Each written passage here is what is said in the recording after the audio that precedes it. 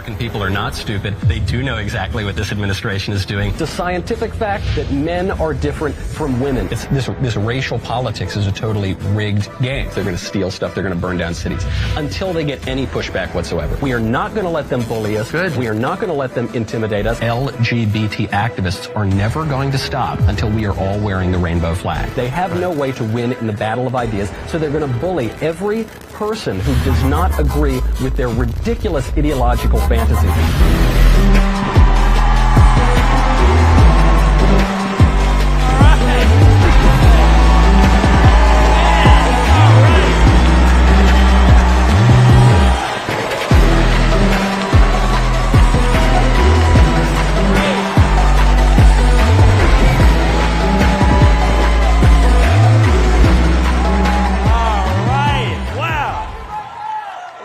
I love you back. That'll be the only Barack Obama quote you hear all afternoon. So great. Oh man, how great is it to be with you? I am so pleased. Thank you so much.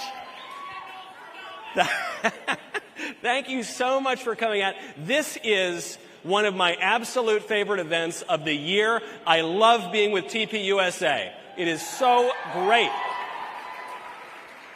I always love coming. I do have to tell you, though, I was a little bit nervous this year when I heard that AmericaFest was going to be in Arizona. I was, especially Maricopa County.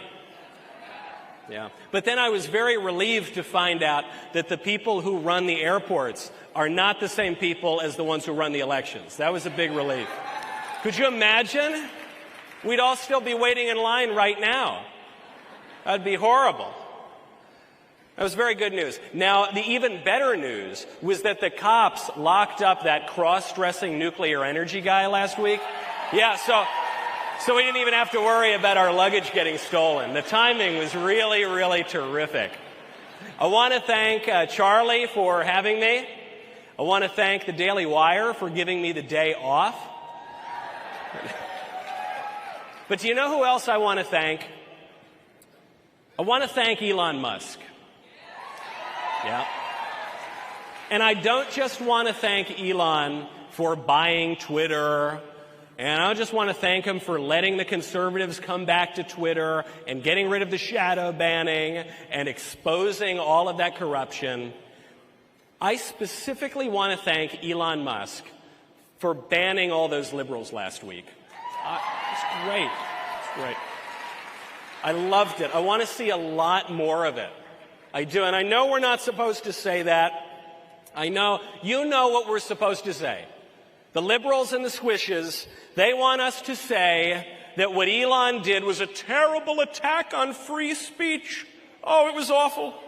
They want us to say, we may not agree with how the liberals dox us, but we will defend to the death their right to do it. That's what they want. I don't think so. I don't believe any of that. Those jerks doxed Elon. They put his whole family at risk, and I am glad that he censored them.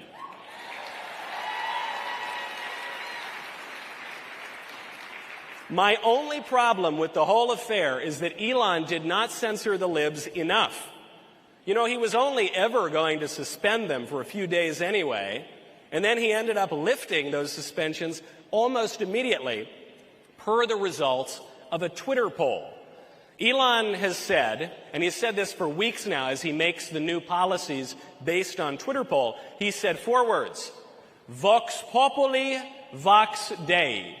This means the voice of the people is the voice of God. And that's a very cute expression, but it's not true. It's not true. The voice of the people, the voice of the mob, very rarely reflects the perfect will of God. Look at what the mob did to Socrates. Did that turn out very well? We're approaching Christmas right now. Do we forget what the mob did to Jesus? Vox populi, vox Dei. It's ridiculous. In fact, the phrase actually originated as a warning from the deacon Alcuin to the Emperor Charlemagne a little over 1,200 years ago. Alcuin wrote, Nec audiendi qui solent dicere vox populi vox Dei, quum tumultuositas vulgi semper insaniae proxima sit.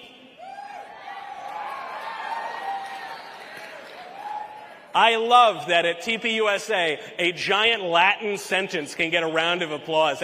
I love that. Cheers. Cheers for Alcuin.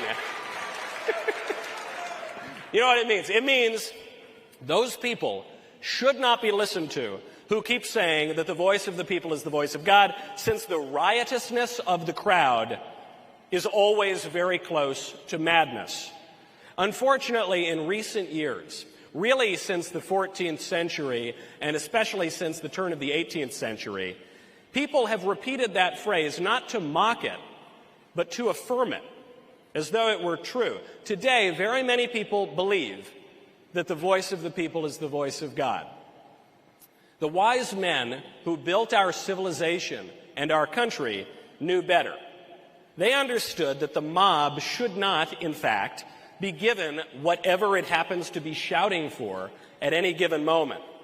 That is why our founding fathers and the framers of our Constitution gave us a constitutional republic rather than a democracy.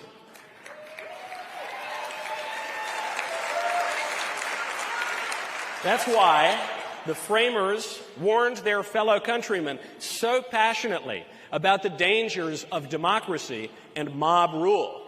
They understood that in order for the people to enjoy the blessings of liberty, their power must be checked by law and the other institutions of our government. This emphasis on the importance of limits is especially true when we are talking about free speech. The framers adopted the First Amendment in order to protect free speech. But none of them ever thought that the First Amendment protected every single grunt and belch and sound that might come out of the mouths of their fellow countrymen. The founders and the framers were not free speech absolutists by any stretch of the imagination. From the earliest days of our nation, all sorts of speech was illegal and out of bounds. Threats, fraud, fighting words, obscenity, blasphemy even. Until about a decade ago, many states in our country had laws against blasphemy. Some states, in fact, still have those laws. And we were better off for it as far as I'm concerned. John Locke, the father of liberalism, in his letter concerning toleration, declared that free speech did not, for instance, cover atheists, who Locke argued had no right even to be included in society. A little harsh from the father of liberalism, but that's what he said. That's one of the most ardent defenders of free speech in history. Of course, speech has limits. As I describe in my book, Speechless, Controlling Words, Controlling Minds. Oh, come on, get at it. You don't need to cheer. No, come on. You know, it probably would arrive by Christmas if you ordered it right now on your phones. That makes a great stocking stuffer, #1 national bestseller. Anyway, I digress. Anyway, as I mention in my book, Speechless, free speech cannot exist without limits. Free speech depends for its very survival on respect for certain limits. If threats were considered free speech, protected speech, people would not speak as freely because they would censor themselves out of intimidation. That's one of the reasons that our law has never protected threats. If fraud were considered protected speech, then speech itself would become meaningless because people could no longer depend upon language to convey the truth. If obscenity were considered protected speech, it never has been in American history, but if it were, speech would degrade into the base grunting of animals as people lost their will and reason over to lust, and as communities lost their political right to set standards. Sometimes you will hear conservatives. It's not really the conservatives. It's the squishes. Sometimes you will hear the squishes. They will call the real conservatives hypocrites for defending just and prudent limits on speech. They will say that if we ever wield political power, you know, the teeny-weeny, eensy little bit of political power that we ever get sometimes in this country, if we ever wield it to fight back against the threats and the fraud and the obscenity that the left peddles constantly, why then, they say, we'd be no different from the left. That's what they tell us.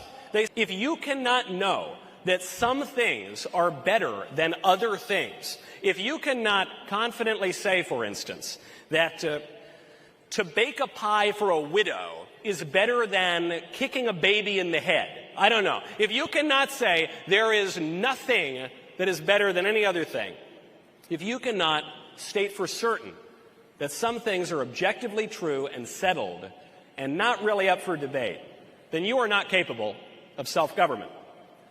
It is amazing how many self-styled mainstream conservatives do not get this anymore.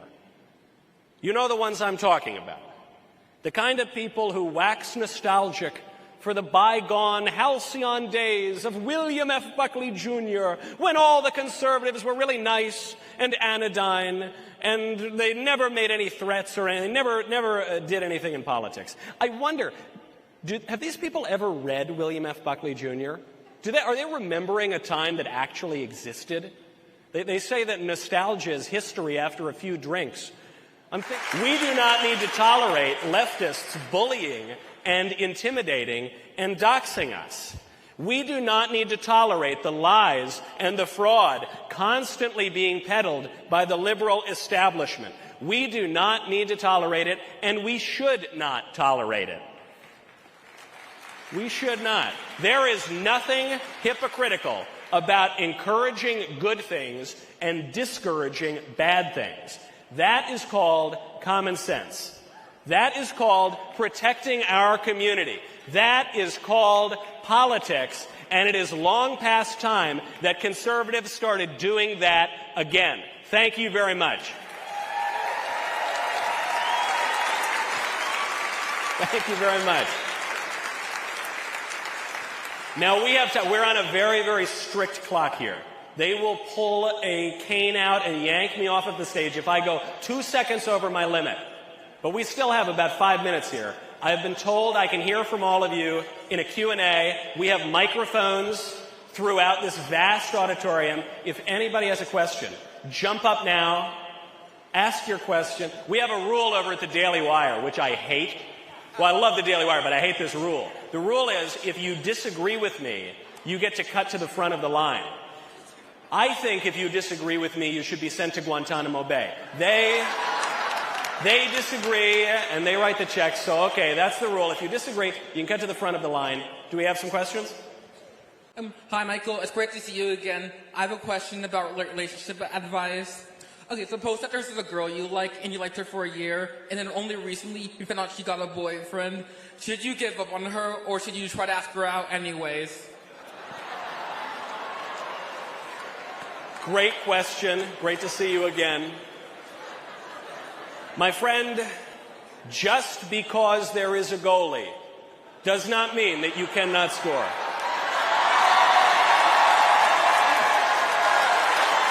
It's true.